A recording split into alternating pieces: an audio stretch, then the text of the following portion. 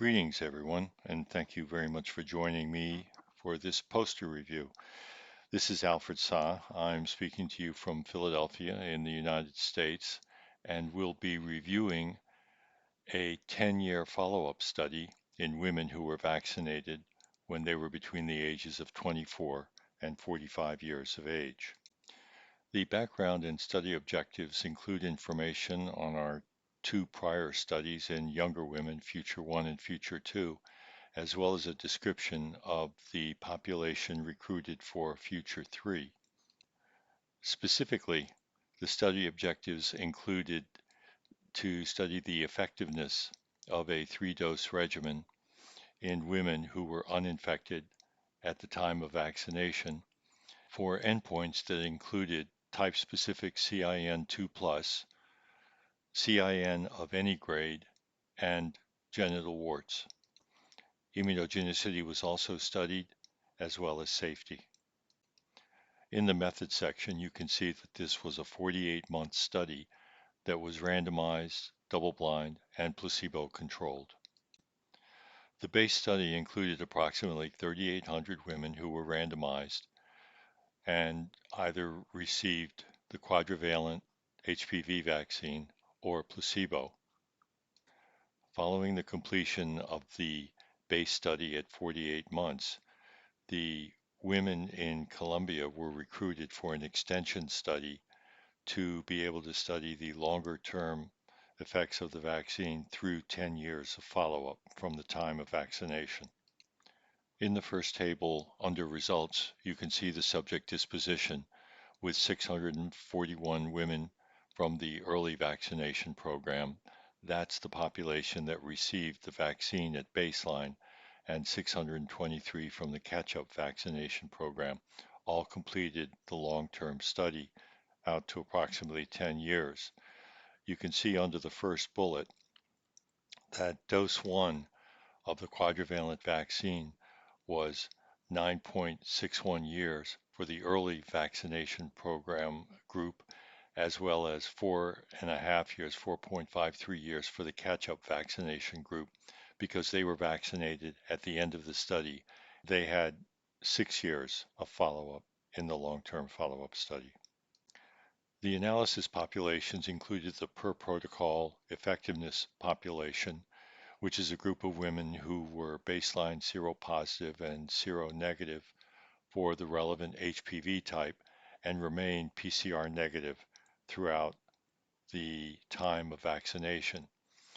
The next population is the HNRT, which is a population that's relevant for the HPV type at baseline, but who could have received only one dose of vaccine and was negative and PCR negative for that particular type. And then the last population to be studied is the per protocol immunogenicity study, where serology was obtained at year 10 to test for antibody. You can see in Table 1 that there were no breakthrough cases of vaccine type HPV-related CIN or condyloma that was observed during the per protocol efficacy population or the HNRT population in the early vaccine group.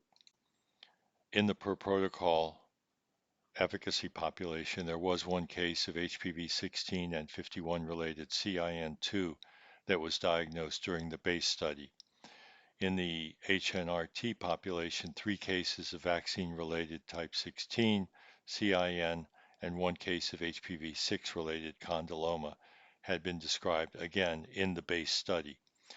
Overall effectiveness results are supportive of the long-term effectiveness of the prophylactic administration of the quadrivalent HPV vaccine in this population, and there was no replacement with non-vaccine HPV types that was observed. The immunogenicity results can be seen by comparing Figure 2 and Figure 3. Figure 2 shows the data from the competitive Luminex immunoassay over the 10-year period, broken down by months at the bottom, the 10-year period being month 120. Figure 3 shows the IgG Luminex immunoassay, that is not competitive and measures all antibody that is present against the particular virus. You can see that for type 18 is in line with the seropositivity of the other types. This is because in the competitive assay, the monoclonal antibody that the host antibody competes with is not a monoclonal to an immunodominant epitope and does fall off over time. This is not associated with any increase in type 18 infection or disease during follow-up. You can also see that the geometric mean titer and the seropositivity rates did not differ by the two age strata. Regarding safety, the serious adverse events that did occur during the long-term follow-up study were not judged to be vaccine related. In conclusion, the 10-year long-term follow-up study demonstrated the continued effectiveness of the quadrivalent HPV vaccine against high-grade CIN of any grade, and showed persistent immunogenicity that was similar regardless of the age stratum. The vaccine was also shown to be generally safe and well tolerated through 10 years post-vaccination. Thank you very much for your attention.